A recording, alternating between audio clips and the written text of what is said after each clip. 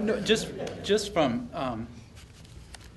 there is conversation about what we can do as team members, and it's interesting because the demographic of the class too is there's faculty members, then there's the deans and administrators, and we really have built relationships that cross departments, and Noreen had asked us to present at a conference coming up with some of our cohort members, and I do see that relationship with all those other members. I have no problem now reaching out to a cohort member after we do complete our degree and saying, hey, maybe Tina Hoaxie at Grand Rapids Community College, the dean, I could say, hey, would you mind presenting with me on student success? And I know that she would probably say yes, and it's because of that relationship we built through this cohort that I know her strengths and she knows mine, and I can see that relationship growing out of the cohort that I might not have never had before, and that can span for however many years we're in this field. So. In addition to that, even though we are a cohort, we still work as teams sometimes. In every class, we've been able to work with 2 or 3 other people, and so you build those relationships even further.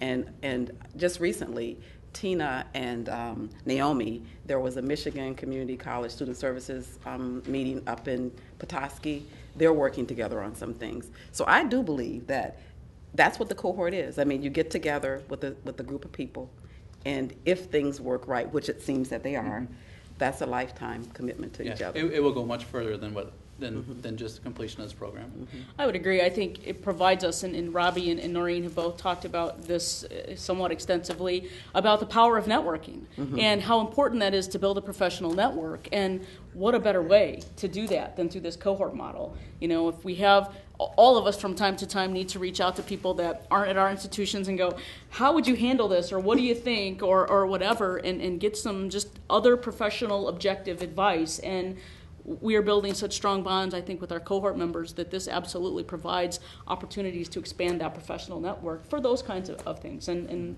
other things that we can't even imagine now, because I think we are also focused on we just want to complete. That is important to us, but there will be other, I think, facets of this that continue once we are completed.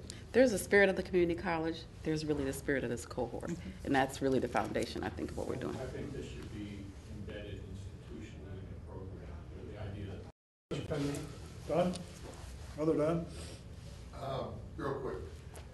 Your life has probably changed just a little bit. I'm curious, on a weekly basis, if you had to say, well, I devote this many hours to the program, how many hours a week do you devote? 30. 30 easily. Yeah. Yeah. Yeah. That's classwork, but and this might sound cliche, but it stays in your mind in every meeting that you attend. It really does. But it's roughly 20 to 30 hours of actual sitting down behind a computer and doing work and reading. But again, you're applying it all the time, though. You're applying what you're learning all the time, and and that is really the key distinction, I think, between the powerfulness of our instructors in this program and what they've embedded in us, and the way the curriculum was designed. Well, I think it speaks to the practicality of what we're doing as well, that it is usable on a daily basis, and so it's not just sitting behind a computer 20 to 30 hours, but in meetings, and I've used a number of our readings for staff meetings and other kinds of purposes on campus, so it's ever present. Other questions? Yes, please. Within the program is building an emphasis on opportunities for publication. And so I guess one of the things that I would ask is, currently, with all the other demands you have within the program, do you feel that you're even capable of additional research toward publication and presentation in the program, and for other cohorts, to begin to build a center for publication around community college topics? I could probably answer that one. I'm currently working with Noreen in creating a publication on young leaders. And the opportunity that I have, she's put me in contact with Dr. Al Lorenzo, and everybody in this room is probably familiar with Al, and I have the pleasure of actually working on a publication with him. And again, it is difficult, but I come from a military background, and I understand that you're only going to get out what you put in. And so I'm putting 110% in because I want that back in the future. And the publications are an excellent avenue for us to go beyond just the program and do additional work and network with people that we never thought we'd be able to network with. And so it is strenuous. It is strenuous. And I have 2 kids as well, and I pull a lot of late nights and a lot of early mornings, but I think at the end it's, education is an investment, and the publication is just one more avenue that we have to build ourselves as professionals. Thank you. Big Joe? I would say that because of the cohort model and the way it's launched with the first week, we're face to face. It really kind of eases you in. You get to know your cohort and build those personal bonds, and then you have that support network. So sometimes we don't want to call Noreen or Robbie or the other instructors and go, "Hey, we're really struggling with this." We can call our cohort members and go, "I don't know how to get on Skype," or "I don't even have a Skype account," or whatever. And so we can have those conversations to ease some of our fears about technology with, I think, our cohort members because we have those strong bonds. And they do a really great job of supporting us and answering our questions and providing us support. And Dan's been great and others, and so there's a lot of support in this program. It really almost doesn't seem like it's a distance No, learning it doesn't, program yeah. because you're talking to each other constantly. Again, technology, not to repeat everything that you said, Leslie, but Skype is one of the best things that we can do, as well as Adobe Connect, because you're actually talking to the people who are in your group. You're really communicating pretty strongly. Thank you. Don? You were all I want to hear the kind of comment that says, but here's something that could be better. Here's something that's not the way it ought to be. Here's something that we could think about that maybe from your perspective, from good to bad, but suggestions for things that could be done better. Take us from good to great. Yeah. As an out-of-state... Well, that's a great book title, young. That's right. Somebody should write that book.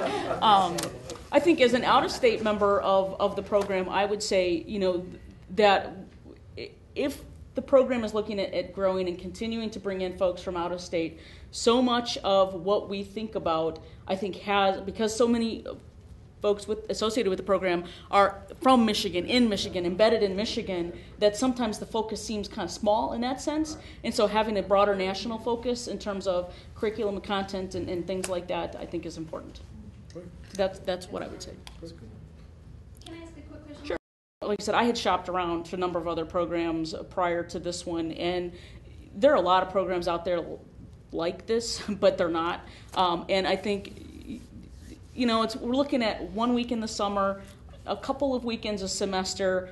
Is it doable for somebody who lives in California? Probably not. But I think if the focus is really in the upper Midwest and that's where the program continues to try to grow, I think it's very doable, absolutely. Because so much can be done online, on Skype, with Adobe Connect, the other ways that we're using technology in this program. Absolutely. I think it's very Time doable. for one more burning question.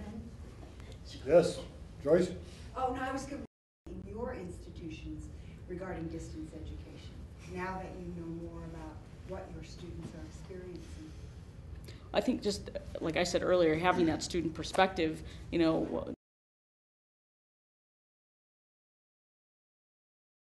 cabinet meetings talking about how do we want to grow and how do students want to learn, knowing that is such an important part of how we can.